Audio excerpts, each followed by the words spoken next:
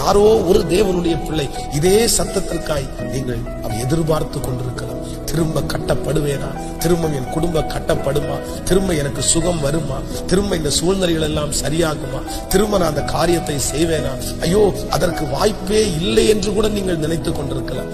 ஆனால் ஆண்டவர் இன்றைக்கு வாக்கு கொடுக்கிறார், இல்லை, நான் விழுந்து போன தாவீதின் கூடாரத்தை திரும்ப எடுப்பித்து கட்டப்போகிறேன். விழுந்து போன உன்னுடைய வேலையை திரும்ப நான் கட்டப்போகிறேன். விழுந்து போன உங்களுடைய குடும்பத்தை திரும்ப கட்டப்போகிறார். விழுந்து போன உங்கள் சந்தோஷத்தை திரும்ப கர்த்தர் கட்டுவேன். அது நடக்காது என்று பலர் சொன்னாலும், இஸ்ரவேல் ஜனங்களைப் போல உங்களுடைய இருதயம் சோர்ந்தே போனாலும் கர்த்தர் இன்னொரு விசை உங்களுக்கு வாக்கு கொடுக்கிறார். சீக்கிரமாய் திரும்பவும் நான் உன்னை அந்த ஸ்தானத்திலே வைப்பேன். அந்த காரியத்தை நான் செய்து முடிப்பேன். உங்கள் இருதயம் கலங்கவே வேண்டாம். ஆண்டவர் உங்களோடு கூட இருக்கிறார். அவர் உங்களை கைவிடவே இல்லை.